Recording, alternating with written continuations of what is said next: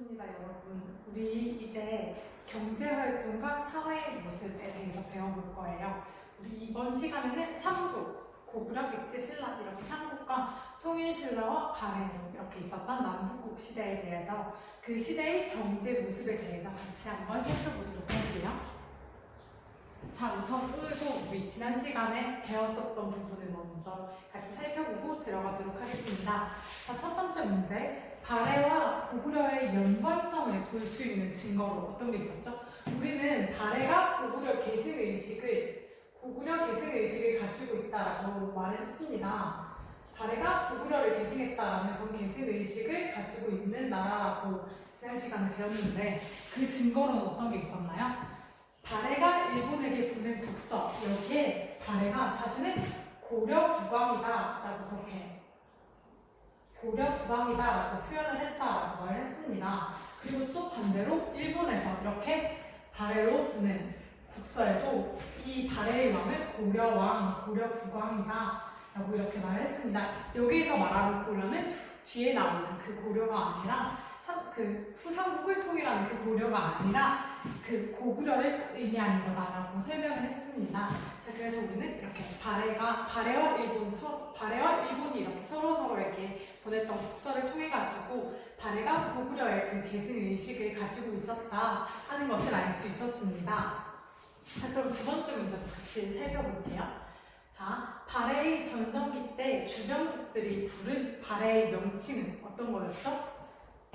발해의 전성기 때 주변국들은 발해를 해동성국이다 이렇게 불렀다라고 말을 했습니다. 자, 그럼 발해의 전성기를 일으켰던 너는 누구였죠? 선왕이었어요. 그때 발해가 굉장히 발전을 했는데 어느 정도로 발전을 했다라고 말했죠?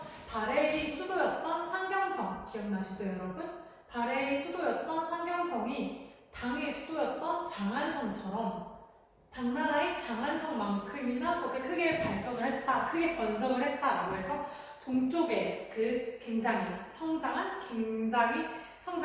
그렇게 발전을 이룬 그런 나라다라는 뜻으로 해동성국이다, 발해를 해동성국이다라고 그렇게 불렀다라고 지난 시간에 말했습니다. 자, 그러면은 우리 오늘 수업할 내용에 대한 학습 목표 두 가지 같이 한번 살펴보고 들어가 보도록 할게요. 자, 첫 번째 같이 한번 읽어볼까요? 신분별 경제 활동의 차이점을 말할 수 있다. 그리고 그럼 두 번째, 남북국의 경제 정책과 경제 활동에 대해 말할 수 있다. 이 두 가지의 학습 목표가 있습니다. 자, 그럼 우리 이것을 통해 가지고 우선 신분별로 그 경제 활동에 있어서도 차이가 있었구나라는 것을 추측을 할 수 있겠죠. 그리고 남북국에서 이렇게 펼쳤던 경제 정책 그리고 사람들의 경제 활동에 대해서도 같이 한번 살펴보도록 하겠습니다. 자, 여러분 이게 혹시 뭔지 아시나요? 이거는 삼국시대에 사용했던 철제 농기구예요. 철제 농기구의 보급으로 어떤 게 이루어졌다라고 했죠? 철제 농기구가 사용됨으로써 우리가 이거 저번에도 철기시대 때도 많이 했었는데 철제 농기구의 보급으로 인해서 농업 생산력이 어떻게 됐을까요? 농업 생산력이 높아졌겠죠. 농업 생산력이 굉장히 높아졌습니다. 이렇게 농업 부분에 있어서 굉장히 큰 발전을 그렇게 이룩하게 되었습니다. 자, 우선 여기 보면은 이거는 농경지에 털을 고르는 농기구고 이거는 보습이라는 거고 이건 쇠삽날이라는 그런 철기로 만들어진 그런 농기구였습니다. 여기 보면은 글에 보면 농사는 정치의 근본이요 먹는 것은 백성에게 하늘이나 다름없이 귀중한 것이다. 또 모든 주와 분에서는 제방을 수리하고 전야를 널리 개척하라 라고 이렇게 되어 있습니다. 삼국사기에 이렇게 기록이 나와 있어요. 우리는 이것을 통해서 어떤 걸 추측할 수 있나요? 농사가 정치의 근본이 되고 이렇게 농사를 지어서 그걸 통해 가지고 먹는 게 백성에게 아주 귀중한 것이다. 그리고 이렇게 모든 주와 군, 모든 지방에서는 이렇게 제방을 수리해가지고 전야를 널리 개척하라. 그러니까 농사 지을 수 있도록 그런 땅들을 널리 개척해라 라는 그런 기록이 남아있어요. 이런 것들을 통해서 우리는 삼국시대에 농업이 굉장히 중요한 부분이었구나. 이 당시 사람들에게 살아가는 데 있어서 농업이 굉장히 중요한 부분이었구나라는 것을 우리가 추측을 할 수 있겠죠. 농사는 물론 여전히 우리가 먹고 살기 위해서도 굉장히 중요한 부분이잖아요. 그래도 지금은 농사 말고도 다른 많은 산업들이 나왔지만 이 당시에는 농업이 가장 최우선이 되는 그 정도로 농업이 최우선이 될 정도로 굉장히 중요했던 그런 시대였다는 것을 우리가 추측할 수 있습니다. 자, 그러면은 우리 오늘 수업으로 한번 들어가 보도록 하겠습니다. 자, 그럼 이거 같이 한번 살펴볼게요. 첫 번째, 삼국이 고대 국가로 성장하는 과정에서 무엇이 형성되었었나요? 왕토 사상이 형성되었습니다. 이걸 지난 시간에 제가 설명을 안 했던 것 같아요. 이 왕토 사상이 형성되었다라고 하는 게, 왕토 사상은 결국 다 모든 땅은 누구의 것이다? 모든 땅은 왕의 것이다. 모든 땅이 왕의 것이다 라는 그런 왕토 사상이 형성되었습니다. 우리 고대 국가의 특징이 어떤 게 있었다고 했나요? 고대 국가는 왕권이 굉장히 강화되었다. 왕권의 강화가 있었죠. 고대 국가의 특징으로 이렇게 삼국이 왕권이 강화된 고대 국가로 성장하는 과정에서 이 왕토 사상이라는 것이 형성되었어요. 그러니까 이 모든 땅은, 우리나라에 있는 모든 땅은 다 왕의 것이다. 그런데 우리가 빌려서 쓰는 거다라고 하는 그런 개념을 가진 왕토 사상이 형성되었습니다. 그래서 이런 왕토 사상 같은 거를 명분으로 해가지고 백성들에게 조세를 거두었어요. 그러니까 거기에 대한 그 농사를 지어가지고 나오는 거기에 대한 세금을 거두었고요. 또 관리에게는 토지를 제공했어요. 그러니까 이 관리들은 어떤 사람인가요? 나라의 일을 하는 사람이죠. 나라의 일을 하는 그런 사람의 관리입니다. 그래서 관리들에게는 이렇게 토지를 제공했습니다. 자, 근데 이렇게 왕토 사상이 있었지만 실제로는 개인들이 소유하고 있는 토지들이 존재했어요. 그러니까 자기들이 조상들에게서 받아왔던, 조상 때부터 그렇게 사용했었던, 지금까지 조상 때부터 자기들에게 이렇게 내려오는 개인 소유의 토지가 존재를 했습니다. 하지만 이렇게 왕토 사상이 있었다. 그게 기본이 되었다라는 것을 기억하면 될 것 같아요. 자, 그리고 귀족은 관직 복무의 대가로 시급과 노급을 지급받았어요. 우리 시급과 노급은 이거에 대해서는, 노급 이런 것들에 대해서는 우리가 저번에 통일신라 할 때도 잠깐 언급이 되었었잖아요. 그러니까 여기 이 대가로 이렇게 나라의 일을 한 관직 복무의 대가로 조세권, 세금을 거둘 수 있는 그런 것들과 노동력을 증발할 수 있는 그런 시급과 노급을 지급을 받았습니다. 그래서 이렇게 시급과 노급을 지급받았기 때문에 여기 토지에 대한 세금이랑 그런 것들에 대한 지배권을 행사했고요. 농민은 일하는 일꾼이죠. 제가 아까 전에 뭐라고 했었죠? 기억이 안 나네요, 갑자기. 그러니까 조세권, 세금을 거둘 수 있는 권리와 노동력 증발권을 얻을 수 있다라고 했죠. 그래서 이렇게 노동력에 해당하는 농민에 대한 지배권을 귀족들이 행사를 할 수 있었습니다. 그래서 이러한 것들을 바탕으로 해서 귀족들의 힘이, 권력이 굉장히 강해졌다라고 말을 했습니다. 이렇게 귀족들은 많은 사유지와 또 많은 노비들을 소유해가지고 경제적인 풍요를 누렸어요. 이제 자기들이 그렇게 토지도 많이 가지고 있었고 또 농민들이 많은 노동력 같은 것들을 가지고 있었기 때문에 경제적인 풍요를 누리고 있었습니다. 귀족들이. 이렇게 농사를 지을 때 농민들은 자기 땅에 있는 사람들은, 그러니까 조선 때부터 이렇게 내려온 자기의 땅이 있는 사람들은 자기 땅들을 이렇게 경작을 했고요. 자기 땅이 없는 사람들은 귀족들이 가지고 있는 그 토지를 빌려가지고 경작을 했습니다. 그래서 이렇게 경작해서 얻은 그 결과물들, 얻은 그 곡식들 같은 것들로 통해가지고 조세, 세금을 냈고요. 곡물도 내고 또 포도 납부를 하고 특산물과 자신들의 노동력까지 이렇게 제공을 하게 되었습니다. 이렇게 나라의 세금도 내고 자신들의 노동력들까지 이렇게 제공을 하는 그런 모습이었습니다. 농민들은. 근데 여기에서 이런 상황에서 농민들은 고리대나 자연재해 같은 것들에 희생돼가지고 노비 혹은 도적으로 몰락을 하는 경우들도 있었어요. 이 고리대는 어떤 건지 다들 아시는 사람들이 있을 것 같은데 그냥 이자가 높은 그런 거예요. 굉장히 높은 이자율 같은 게 있어가지고 결국 노비나 도적으로 빚을 갚지 못해가지고 노비가 되거나 아니면 도망쳐서 도적이 되는 그런 상황이 벌어졌습니다. 그래서 국가에서는 이를 막기 위해 가지고 흉년시에 곡식을 분배해주거나 대여를 해주기도 했어요. 왜냐면은 노비랑 도적 이 사람들은 세금을 안 내죠. 세금을 내지 않습니다. 그리고 그 노동력에서도 여기에도 진발이 되지 않아요. 그러니까 여기에서 그 위에 적혀 있는 이걸 보면 더 쉽겠죠. 이렇게 농민들이 행해야 하는 그 의무 같은 것들을 지지 않습니다. 그러니까 이 사람들은 의무를 지지 않는다. 농민들의 의무를 지지 않기 때문에 국가에서는 굉장히 손해인 거겠죠. 아무래도 세금을 낼 사람이 더 줄어드는 거고, 막 그렇게 일할 사람도 줄어드는 거고 하니까 의무를 지지 않는 사람들이 늘어나서 농민들에게도 손해가 있겠지만 이 국가적인 입장에서도 굉장히 큰 손해가 있었습니다. 그래서 나라에서 흉년이 들면은 곡식을 분배해주거나 대여해주는 그런 제도를 만들기도 해요. 여기에서 대표적인 걸 하나 말하자면은 고구려의 진대법을 말할 수 있습니다.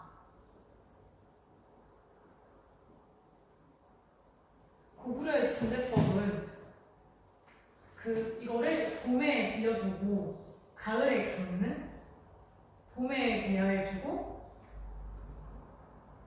가을에 갚는.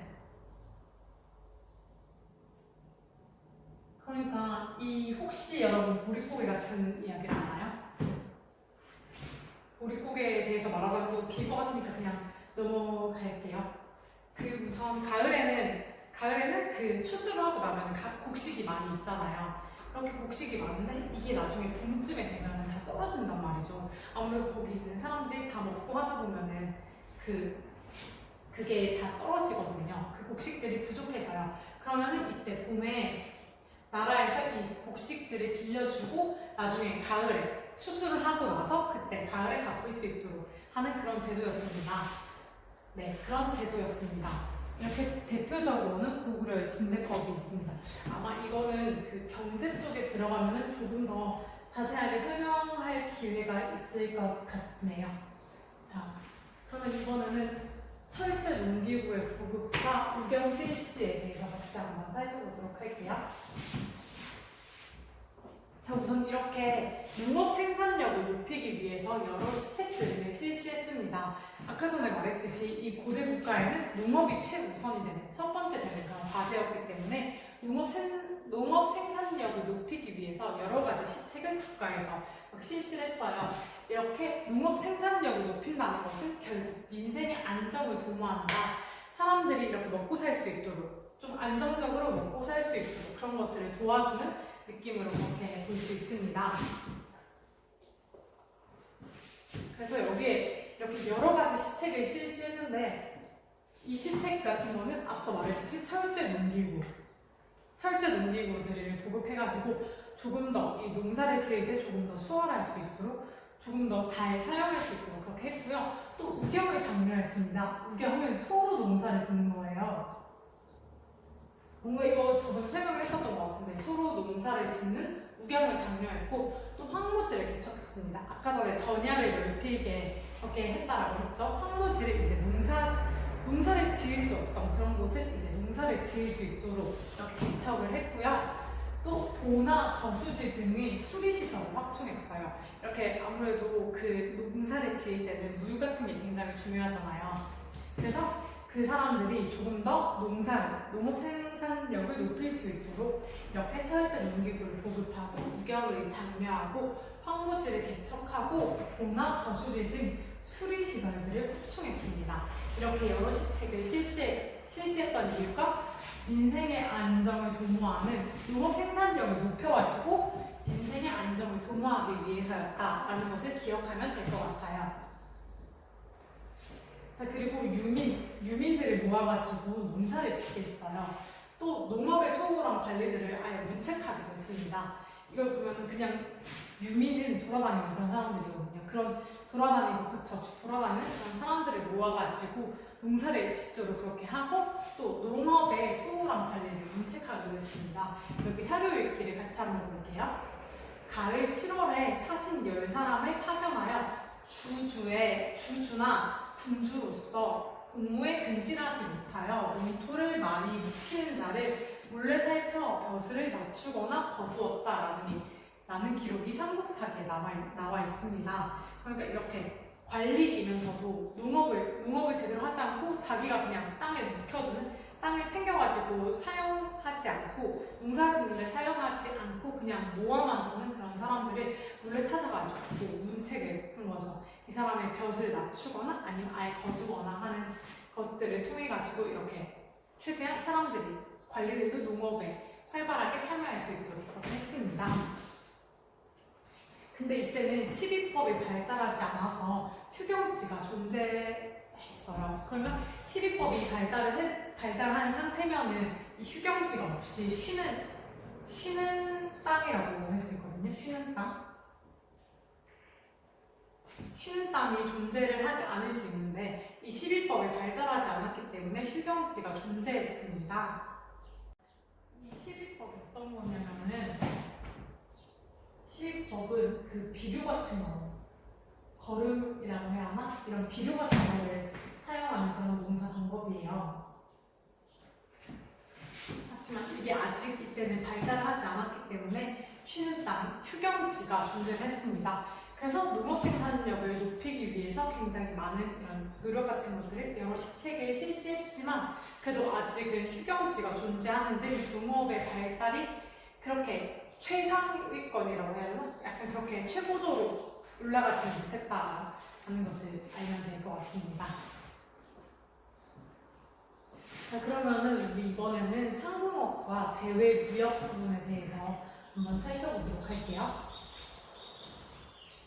자, 우선 이때는 삼국 시대에는 수공업을 담당하는 관청을 아예 두고 거기에서 일을 하는 이 장인들을 소속시켜가지고 물품을 생산하게 했습니다. 그러니까 수공업을 아예 관청을 만들어가지고 그 관청에서는 수공업만 이렇게 담당하도록 만들었던 거죠. 그래서 그 관청에서 장인들을 이렇게 소속시켜가지고 이 수공의 물품들을 생산하도록 하였습니다. 그리고 수도에는 시장을 개설했어요. 시장 아시죠? 이렇게 우리 지금 생각하는 그 시장입니다. 이런 시장을 개설을 하고 또 지방에 있는 특산물들을 매매하는 행상이 존재했어요. 이거는 이렇게 시장이 있었고 또 행상이라고 하는 지방 특산물들을 이렇게 가지고 와가지고 매매를 하는 그런 행상들이 존재를 했습니다.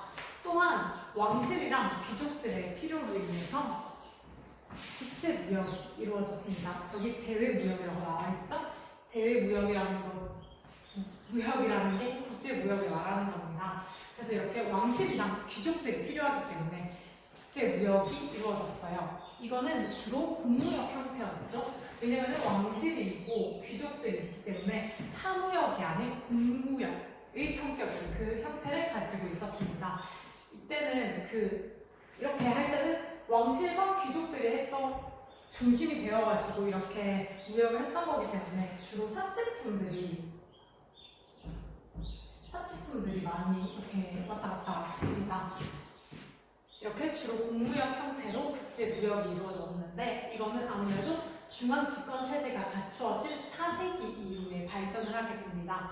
중앙 집권 체제가 갖추어져 있다라는 게 왕권이 이렇게 강화되었다, 중심으로 이렇게 몰려 있다, 중심으로 힘이 몰려 있다라는 그런 의미니까 이때 중앙 집권 체제가 갖추어진 4세기 이후에 이렇게 공무역 형태의 국제 무역들이 많이 이루어졌습니다. 자, 그러면은 이 상공업과 대외 무역에 대해서 삼국에 대해서 한번 살펴보도록 할게요. 자, 우선 고구려는 남북조, 중국에 있는 남북조와 또 북쪽에 있는, 고구려보다 더 북쪽에 있는 유목민족들이랑 이렇게 교류를, 무역 같은 것들을 많이 했어요. 그리고 백제는 중국, 가야, 외를 연결하는 서남의 교역로를 장악했다라고, 우리 이거 저번에 한번 배웠었죠. 서남의 교역로를 장악해가지고 여기에서 자기들이 이렇게 직통으로 중국, 백제, 가야, 외 이렇게 연결을 해가지고 자기들이 직접 이렇게 교역을 할 수 있었습니다. 그리고 신라는 보면은 초기에는 여기에 이렇게 초기의 신라는 이쪽에 이렇게 묻혀 있었잖아요. 한쪽으로 치우쳐져 있었잖아요. 그래서 고구려 아니면은 백제들을 통해 가지고 중국과 교류를 했어요. 하지만 그렇게 처음에는 자기들이 이렇게 갇혀 있었기 때문에, 치우쳐져 있었기 때문에 백제나 고구려를 통해 가지고 이렇게 중개무역처럼 이렇게 중국이랑 교류를 했는데, 나중에 한강 유역을 차지하고 나서 중국과 직접 교류를 하게 되죠. 이렇게 한강 지역까지 이렇게 오고 나서 이렇게 차지를 하게 되니까 이렇게 바로 중국과 직접 교류를 할 수 있었습니다. 이때 여기 보면은 당항성이라는 게 있거든요. 당항성이라는 곳이 있는데 이게 통일신라 때 그 가장 아주 유명한, 아주 크게 성행했던 그런 곳이에요. 이게 당나라를 향하는 그런 거다라고 생각을 하시면 돼요. 이렇게 당항성을 이쪽에다가 설치를 해가지고 이렇게 중국과 직접 이렇게 교류를 하게 되었습니다. 네, 이렇게 교류를 해가지고 신라는 더 많이 성장을 하게 되는 거죠. 자, 그리고 삼국은 주로 금이나 은, 인삼과 직물들을 수출을 했어요. 그리고 비단, 서적, 도자기 등 수입을 했습니다. 아까 전에 그 선생님이 말했듯이 이 사치품을 중심으로 그렇게 교역을 했다고 말했던 게 기억나시죠, 여러분? 그러니까 당장 먹고 살 때 필요한 그런 것들이 아니라, 왕실이나 귀족들은 이제 내가 배가 부르니까, 나는 먹고 살만 하니까 뭔가 조금 더 사치를 부리고 싶은 거죠. 주로 사치품을 이렇게 했습니다. 사치품을 교역하였다. 그리고 이것을 통해서 이때 삼국이 굉장히 많이 발전을 했었다라는 걸 우리가 추측을 할 수 있죠. 자기들이 여유가 있기 때문에, 왕실과 귀족들은 여유가 있기 때문에 이렇게 사치품을 교역할 수 있는 그런 상황이었다. 전체적으로 나라가 발전을 많이 했었다라는 것을 알 수 있습니다. 자, 그러면 우리 이번에는 삼국까지 배웠으니까 이번에는 그 남북국에 대해서 한번 살펴보도록 할게요. 자,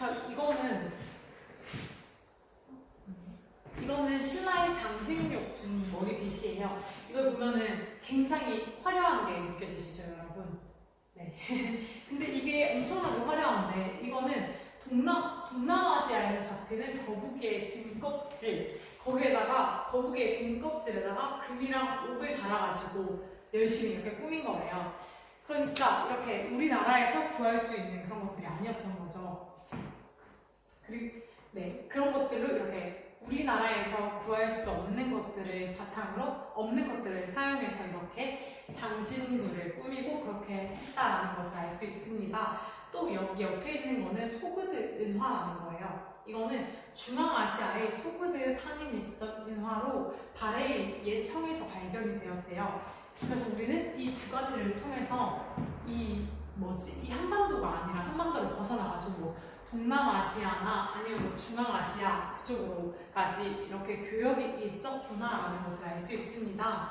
그래서 우리는 이렇게 먼 나라에서 온 제와들이 신라와 발해까지 들어온 배경이 어떤 건지 한번 같이 살펴보고, 또 활발히 그 대외 교류를 펼쳤던 남북국의 이 경제에 대해서 이번 시간에 같이 한번 알아보도록 하겠습니다. 자, 우선 통일신라에 대해서 먼저 살펴볼게요. 자, 우선 통일 후 왕실과 귀족은 풍족한 경제 기반을 갖게 되었다라고 이걸 말했었죠.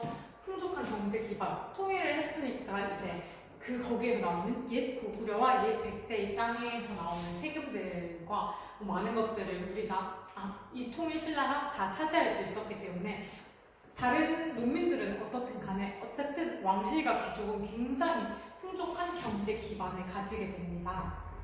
이렇게 풍족한 경제 기반을 가지게 되고, 왕실은 소유지를, 자신들의 땅을 확대했고, 또 국가의 수입에 있는 거기에 일부를 자기들이 왕실에서 가지고 가게 돼요.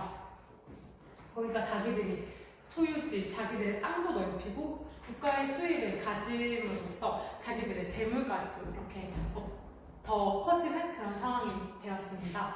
또 귀족은 시급이나 노급, 아까 전에 말했었죠? 시급이나 노급, 그리고 또 조상 대대로 이렇게 물려받았던 토지와 노비로 인해서 부를 누렸어요. 우리는 이렇게 물려받은 토지와 노비라는 것들을 통해서 이때는 노비도 세습이 되는 시대였구나 라는 걸 알 수 있겠죠? 노비도 물려받을 수 있는, 세습되는 그런 물건과 같은, 그 사람의 한 사람의 재산이 되는 거였다라는 걸 우리가 여기를 통해서도 알 수 있겠죠? 자, 여기 사료 얘기 같이 한번 볼게요. 우선 신라 전성기의 경주에는 총 17만 8,936호가 있었고, 집이 말하는 거예요. 호가 있었고, 35개의 금입택이 있었다. 또 헌강왕 때는 도성 안에 초가집이 하나도 없었고, 밥을 짓는데 나무를 사용하지 않고 숯을 썼다라고 되어 있습니다. 이런 글을 통해 가지고 볼 수 있는, 이 글을 읽음으로써 우리는 신라가 이때 진짜 돈이 많았구나, 굉장히 경제적으로 풍요로웠구나 라는 것을 추측을 할 수 있겠죠. 이렇게 굉장히 많은 집들이 있었는데 거기에는 뭐 초가집 같은 것도 하나도 없었다. 굉장히 좀 원래 힘들 때는 초가집 같은 거 짓고 살았는데 이제 이때는 통일 이후의 신라에는 굉장히 잘 살았기 때문에 초가집 같은 것도 없었고, 뭐 밥 지을 때도 그냥 나무 아니고 숯을 사용하고, 그럴 정도로 굉장히 신라가 번영했다라는 것을 우리가 추측할 수 있습니다. 자, 그러면 신문왕 때에 대해서 같이 한번 먼저 살펴볼게요.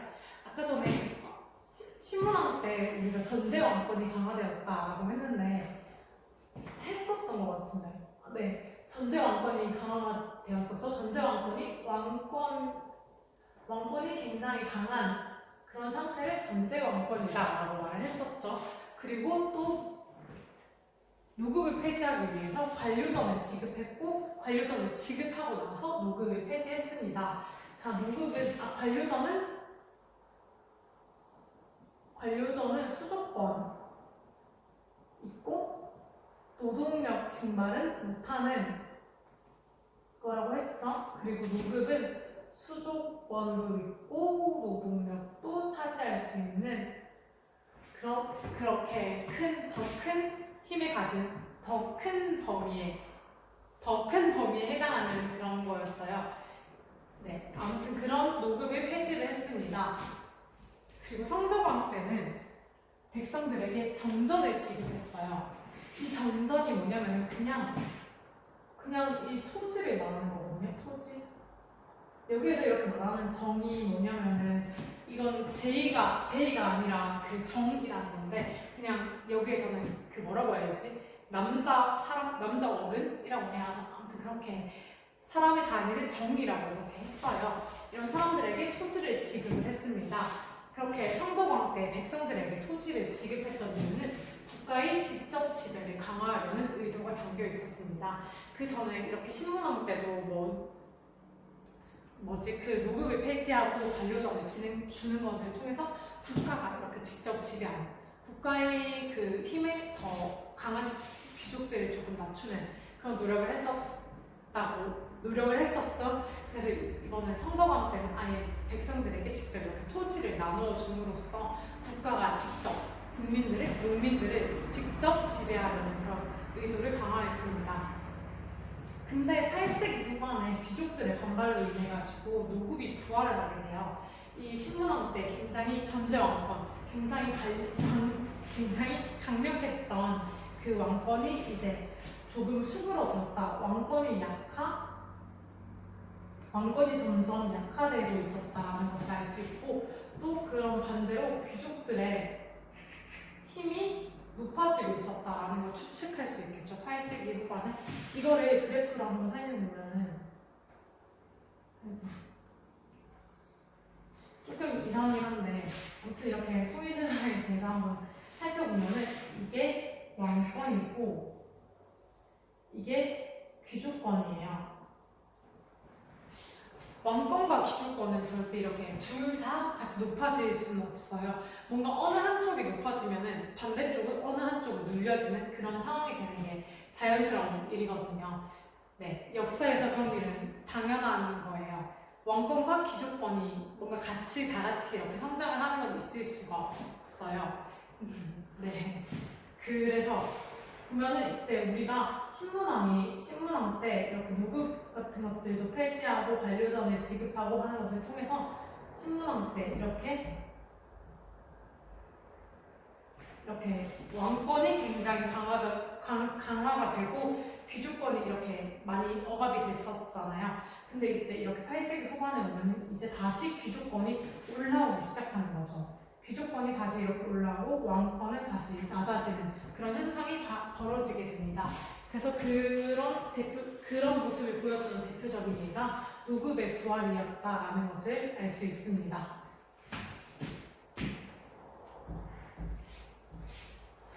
자, 그러면 우리 이번에는 민정문서에 대해서 한번 같이 살펴볼게요. 이 민정문서는 예전에 통일신라에서 조세 같은 것들, 조세나 곡물력 같은 걸 부과할 때 이것을 기본으로 했던 그거거든요. 이렇게 사람들의 뭐 토지나 호구 같은 것들을 조사한 그런 문서라고 보시면 됩니다. 민정문서는 매년 촌락에 그 한 촌락에 있는 그 한 촌에 있는 그곳의 변동사항 같은 것들을 조사해가지고 3년마다 작성을 했어요. 이 문서를 조사를 해가지고 조사는 매년 이렇게 하되 그 작성은 3년마다 이렇게 했습니다.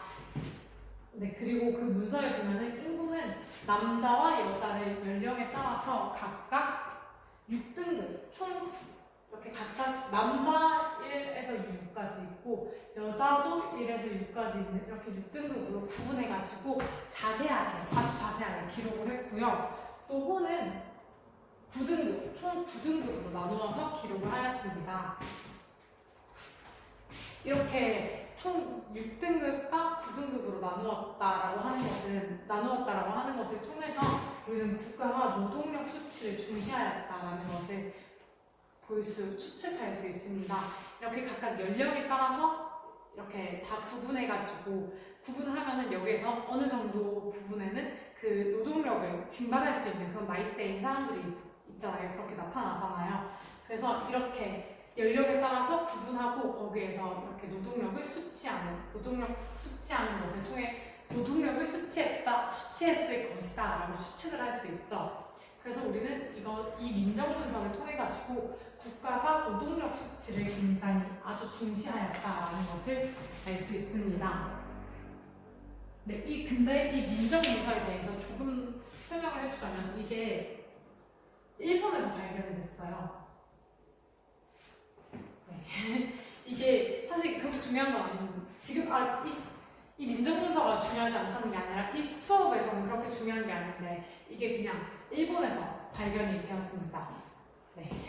일본에 의해서 그렇게 발견이 된 우리에게 아주 중요한 그런 문서가 된 거죠. 이때 통일신라의 그 통일신라의 수치체제, 경제체제가 어땠는지를 알 수 있는 굉장히 중요한 그런 문서입니다. 자, 그러면 우리 이번에 그 역에 대해서 봤으니까 이번에는 그거 조세에 대해서 자세하게 살펴보도록 할게요. 자, 우선 조세는 수확량의 10분의 1 정도를 국가에 납부했습니다. 이 10분의 1 정도 납부한다는 것은 통일 전, 삼국 통일 이전보다는 그 사람들에 대한 이 조세 자체에 대한 세금 자체에 대한 부담이 그 통일 이전에 비해서 줄어들었다는 것을 알 수 있습니다. 그리고 또 남의 토지를 경작하면은 수확량의 절반 이상을 주인에게 납부했어요. 그러니까 남의 토지를 경작하면은 굉장히 조금 많이 그 자기가 이렇게 농사지은 그 작물의 절반 이상을 주인에게 납부해야 했으니까 굉장히 이렇게 많이 납부를 해야 했다는 것을 알 수 있습니다. 그리고 곡물은 촌락 단위로 특산물을 납부했어요. 네, 거기에 있는 그 지역에 있는 특산물 같은 것들을 중앙에 납부하는 그런 것이었습니다. 그리고 역은 군역을 비롯한 각종 부역, 사람들의 힘을 쓰는 그런 것들이었습니다. 그리고 향 구곡에 있는 사람들은 이렇게 특별 지역이라고 하는 특수행정구역이라고 해야 하나? 아무튼 이렇게 향과 구곡이라는 특수행정구역이 있었어요. 여기에 있는 사람들은 일반 농민보다 더 많은 곡물들을 부담하게 되었습니다.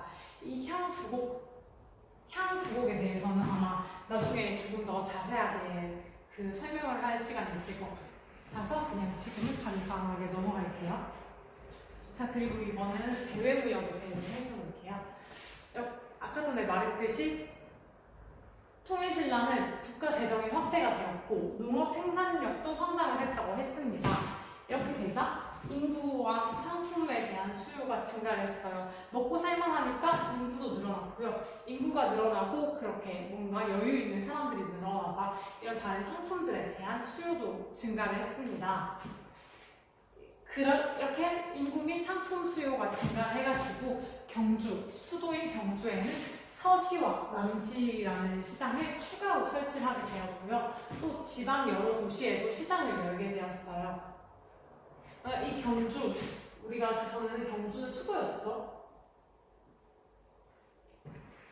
네, 신라의 수도였던 경주에서 이렇게 경주에도 추가로 설치를 하고 또 지방에 있는 여러 도시에도 시장을 이렇게 열어가지고 사람들이 상품을 이렇게 뭐 서로 구매하고 판매하고 하는 등 이렇게 수요를 충족시킬 수 있도록 했습니다. 또 공무역과 사무역의 성행이 있었어요.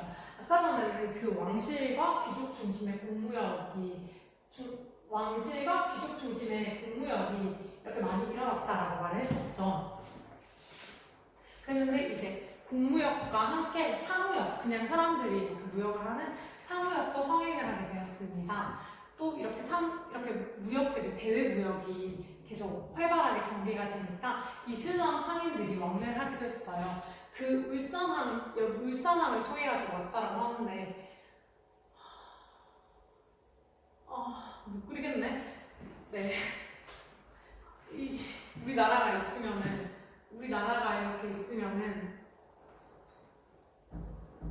울산함이 아까 전에 당항성이 이쪽에 있었잖아요. 당항성은 이렇게 당나라 중국과 교류를 하는 그런 곳이었고 울산함은 이쪽에 있죠. 조금 반대쪽으로 있습니다. 여기를 통해 가지고 이슬람 상인들의 왕래도 잦아졌다라는 것을 알 수 있습니다. 여기도 뭐 마찬가지로 수출, 견직물과 고운 배, 그리고 금은 세공품 같은 것들을 수출했고요. 또 비단, 서적, 귀족들의 사치품 같은 것들을 수입을 했습니다. 또 이렇게 계속해서 대외 무역 같은 게 활발해지자 당의 산둥반도와 양쯔강 하류에는 신라당과 신라촌이 형성이 됐어요. 그러면 신라 사람들이 그렇게 가가지고 아예 이렇게 뭔가 살기도 하고 뭔가 자기들이 지내는 그런 신라당과 신라촌이 형성되기도 했습니다. 또한 여기 신라 사람들을 위한 행정기관인 신라소가 있었고요. 또 신라 사람들을 위한 절인 사찰인 신라원이 있었습니다. 또한 신라에 있는 사신들이 머물던 신라관, 여관 같은 신라관이 이렇게 만들어졌어요. 이런 것들을 통해서 통일신라 사람들이랑 여기 당나라랑 정말 교류가 많았구나라는 것을 우리가 알 수 있는 거죠. 그리고 9세기에는 장보고라는 사람이 활약을 했어요. 장보고는 완도에 청해진을 설치해서 해적들을 소탕했습니다. 이 청해진을 설치해가지고 그럼 설치한 이유는 여기에 자기는 이 신라 사람인데 당나라 사람들이 신라 사람들을 납치해가지고 당나라에 무기로 팔고 하는 그런 밀매매라고 해야 되나? 그런 것들이 많이 일어났었습니다. 그래가지고 그것을 보고 장보고가 나는 이걸 더 이상 두고 볼 수 없겠다. 그렇게 뭔가 더 두고 볼 수 없는 그런 상황이 되어가지고 장보고가 직접 청해진을 설치해가지고 거기에서 해적들을 소탕했습니다. 이 장보고의 본명에 있는 궁이라는 단어가 들어가거든요. 화살을 굉장히 잘 쏘는 사람이었다라는 것을 알 수 있습니다. 네, 그리고 이렇게 청해진을 설치해서 해적을 소탕했고 이렇게 그 청해진을 설치해서 해적들을 소탕함을 통해 가지고 장보고가 해상 무역권을 장악하게 됩니다. 그래서 우리가 그 바다의 왕자 장보고라고 부르잖아요. 바다의 왕자 장보고. 이 사람이 이렇게 바다에서 굉장히 큰 일을 했기 때문에 우리는 이 사람을 바다의 왕자라고 이렇게 부르기도 했었습니다. 네, 됐습니다. 또 신라 말의 상황에 대해서 한번 살펴보도록 할게요. 자, 우선 8세기 말에 아까 전에 뭐가 부활했었죠? 노급이 부활했습니다. 노급이 부활을 했고 또 무열관계의 전제 왕권이 붕괴가 되었어요. 이제 이렇게 전제 왕권이 붕괴가 되니까 왕권이 약화되었죠. 왕권이 약화가 되었습니다. 이때 그래가지고 이 이후로 진짜 몇 년 동안 몇십 명, 한 20-30명의 왕이 계속 바뀌기도 해요. 아마 뒤에 조금 더 자세하게 살펴볼 수 있을 거예요. 네, 그래서 귀족들은 이제 왕권의 통제에서 탈피를 했죠. 왕권이 약화되었고 귀족권이 올라갔으니까 왕권의 통제에서 탈피를 했고 또 그 귀족들 개인적인 경제 기반을 확대했습니다. 아까 전에 이 노급이 사라지고 노급을 없애고 막 그렇게 관료선을 지급하고 하는 것들이 그 귀족들의 경제 기반을 약화시키기 위한 행위였다라고 했습니다. 근데 이제 노급이 부활함을 통해 가지고 그 귀족들의 개인적인 경제 기반이 확대가 되었습니다. 그리고 귀족들이 국가나 농민의 토지들을 자기들이 다 차지해가지고 대농장, 큰 땅을 자기들이 귀족들이 소유를 하게 됩니다. 그리고 이렇게 자기들이 이 국가와 농민들의 토지들을 다 차지해가지고 대농장을 소유하고 또 수많은 농민들이 여기 빚을 져가지고 이 농민들을 예속을 시키는 거죠. 자기들 땅에 거기서 자기들의 땅에서 그렇게 농사를 짓게 하거나 다른 것들을 통해가지고 여러 가지 방법들을 통해가지고 수많은 농민들을 귀족들에게 예속을 시키게 됩니다. 이를 통해가지고 귀족은 호화로운 생활을 누리게 되었죠. 자기들은 땅도 많고 노동력 다 증가를 했죠. 그리고 재물, 재산 등도 다 증가를 했습니다. 그래가지고 귀족들은 호화로운 생활을 누렸지만 국가의 재정은 갈수록 계속해서 궁핍해졌죠. 그래서 아까 전에 그 표에서처럼 이렇게 왕권과 귀족권이 이렇게 뒤바뀌는, 귀족권이 다시 성장을 하고 왕권이 이렇게 다시 내려오는 것을 통해가지고 귀족들은 호화로운 생활을 계속 점점 위로 올라가는 호화로운 생활을 누리게 되었고 국가 재정은 갈수록 이렇게 궁핍해지는 그런 상황이 벌어졌습니다. 또 농민들은 귀족들에게 토지를 상실하게 됩니다. 아까 전에 말했듯이 이렇게 농민들의 토지를 차지해서 귀족들이 대농장을 소유하게 되었다라고 말을 했죠. 그래서 이렇게 귀족들에게 토지를 상실하게 되었고요. 또 조세의 부담 또한 증가하게 됩니다. 국가는 국가의 재정이 계속 궁핍해지니까 세금을 더 많이 걷게 되는 거고, 근데 이 이 세금을 낼 농민들은 이제 땅이 없으니까 자기들은 뭐 그 돈이 우리가 먹고 살 것도 없는데 세금 낼 게 없다 하는 그런 상황인 거죠. 그래서 노비로 몰락을 하거나 또 유랑민이 되어가지고 여기저기 이렇게 돌아다니는 그런 상황이 벌어지게 되었습니다. 또한 적도적, 초적 등 이런 도적들은요, 이런 도적이 되어서 농민들의 분기가 증가하게 되었습니다. 자, 그러면 우리 여기 41페이지 사료 읽기를 보면 같이 한번 살펴볼게요. 자, 여기는 귀족들의 경제 생활에 대한 기록이에요. 한번 같이 읽어볼까요? 재상의 집에는 녹이 끊이지 않았다. 녹이 끊이지 않았고, 노비도 많고, 병사도 많고, 재물도 많았다. 가축은 계속 섬에 풀어놓고 기르다가 필요할 때 활을 쏘아 잡아먹는다. 곡식을 남에게 빌려주고 이자를 받아 눌리는데, 이게 고리되죠? 아까 전에 나왔던. 기간 안에 갚지 못하면 노비로 삼아 일을 시켰다라는 이런 내용이 적혀 있습니다. 이런 글이 적혀 있습니다. 자, 그러면 이런 글을 보고 우리는 신라 말의 경제적인 모순을 간단하게 지적해 볼 수 있겠죠? 우선 보면은 귀족들이 대규모 농장을 차지하면서 국가 재정과 농민의 생활은 날로 궁핍해졌다. 이 재상의 집에는 계속 노비 끊이지 않았고, 이 사람은 노비도 많아졌고, 병사도 많고, 다른 재물들도 많았다. 재물들이 많았습니다. 그리고 또 곡식 같은 거를 빌려주고 비싼 이자를 많이 이렇게 받는 그런 고리들을 통해 가지고 그 농민들을 노비로 만들거나 그렇게 하는 일들이 많이 벌어졌어요. 그래서 귀족들이 계속해서 이 대규모 농장들의 차지함을 통해 가지고 국가 재정대로 자꾸 하락하게 되고 자꾸 떨어지게 되고, 농민들의 생활은 농민들은 농민들대로 이렇게 생활이 날로 궁핍해지는 그런 상황이 벌어졌습니다. 이러한 모습이 그 통일신라의 신라 말의 경제적인 모순인 거죠. 자, 그럼 우리 발해 경제에 대해서 한번 살펴볼게요. 자, 발해는 조세, 곡물, 역의 수치 제도를 정비했고 또 농업이나 목축, 수렵 등이 발달을 했습니다. 여기에 이 농업과 목축 수렵을 한번 자세히 보면은, 농업은 우선 주로 논이 아닌 밭 작물을 재배했습니다. 일부 지역에서는 벼농사를 지었어요. 일부 지역에서는 이렇게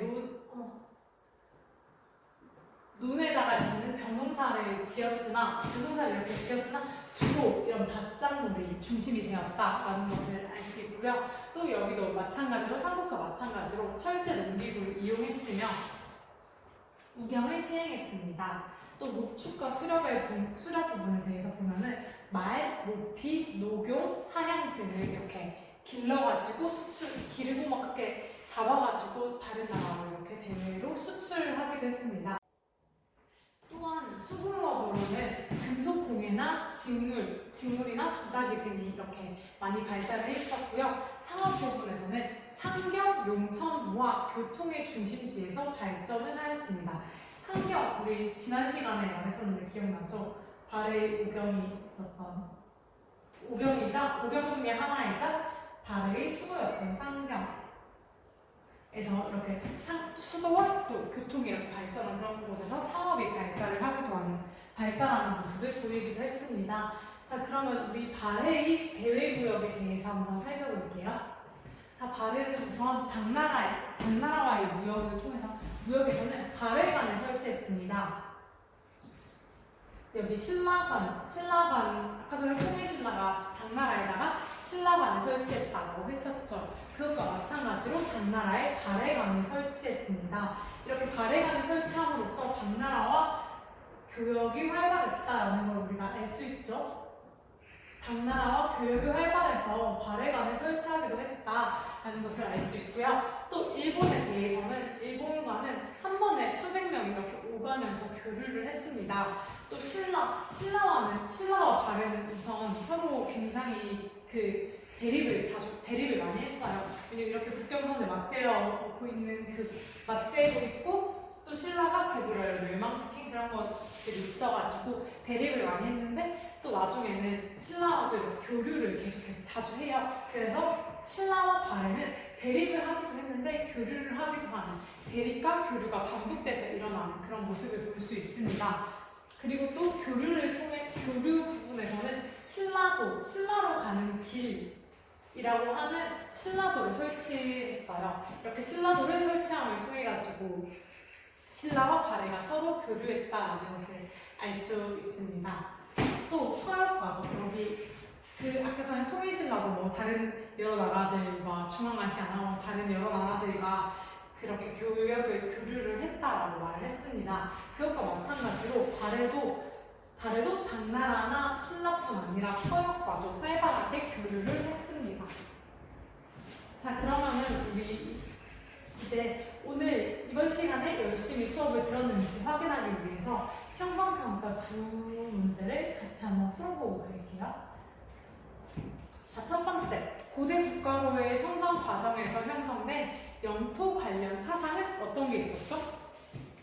왕토 사상이었습니다. 아까 전에 왕토 사상에 대해 설명할 때도 말했듯이 고대 국가의 특징은 왕권 강화였죠. 왕권이 굉장히 강했습니다.